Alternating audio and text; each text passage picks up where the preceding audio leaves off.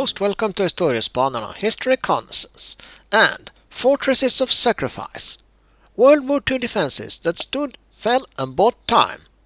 A story about fortifications in World War II that failed to withstand the onslaught of the foe, either due to the sheer force brought against them, or by having too much invested in them, giving a false sense of security and draining the resources remaining for more mobile defenses.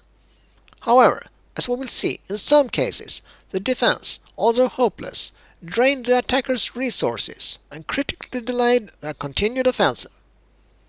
Now please, subscribe to our channel and join us on our journey in history.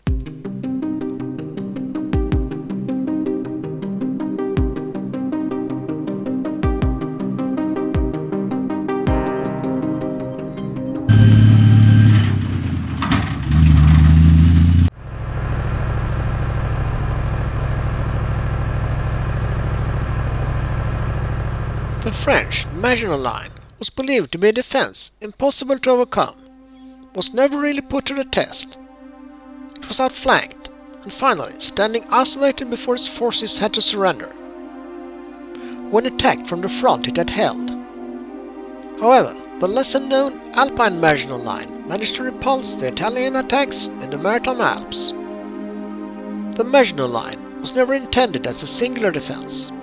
The fortresses were anchors, supplemented with interval troops, that benefiting from artillery coverage from the fortresses would engage and fragment attacking enemy formations. Das Oberkommando der Wehrmacht gibt bekannt, der völlige Zusammenbruch der ganzen französischen Front zwischen dem Ärmelkanal und der Maginot-Linie bei Montmedy. The French resistance has collapsed and the Maginot Line has been broken, destroying all French resistance. Paris is an open city.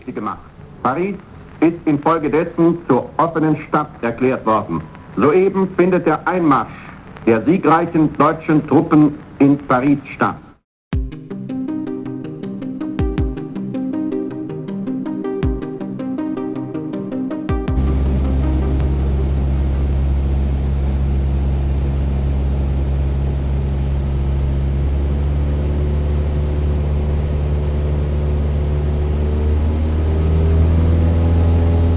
The Battle of Sevastopol was fought by the Axis powers of Germany and Romania against the Soviet Union for control of Sevastopol, a port in Crimea on the Black Sea.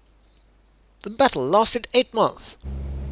On July 4, 1942, the remaining Soviet forces surrendered and the Germans seized the port. The Soviet losses were huge, 300,000 killed or wounded. But it was also a costly German victory.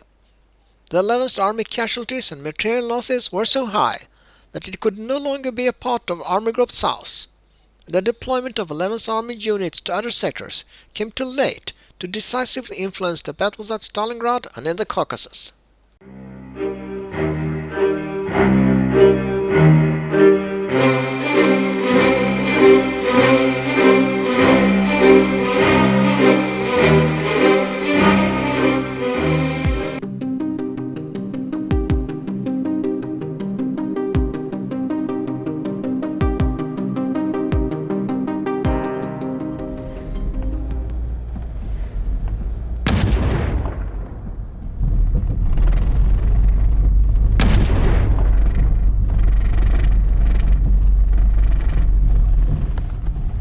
In June 1942, the port city of Tobruk in Libya, with its garrison of troops from the United Kingdom, India and South Africa, was attacked by the German Afrika Korps under Erwin Rommel, that with best air support penetrated a weak spot on the eastern defensive perimeter and captured the port.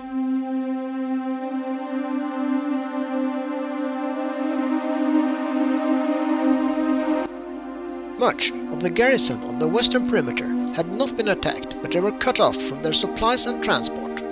Without the means to escape from Tobruk, the majority had to surrender. 33,000 prisoners were taken. The surrender was the second largest capitulation by the British Army in the war, after the fall of Singapore in February 1942.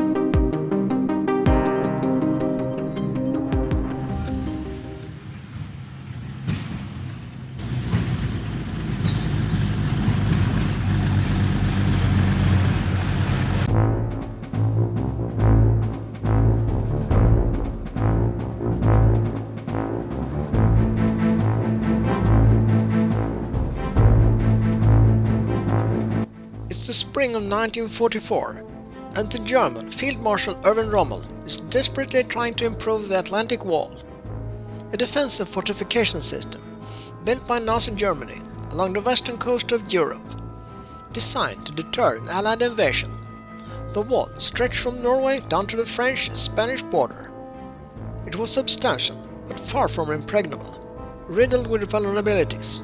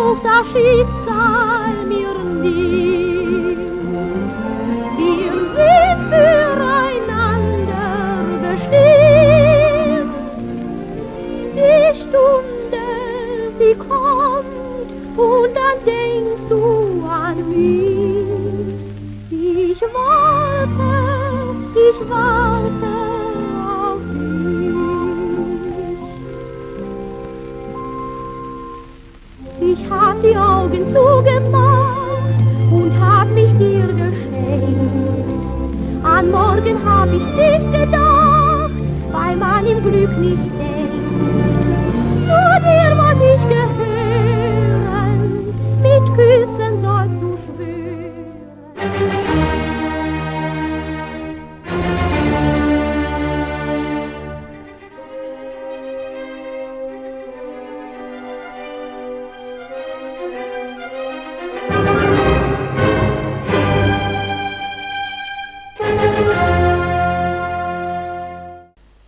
That's all, folks. Thanks for watching. Please like and subscribe.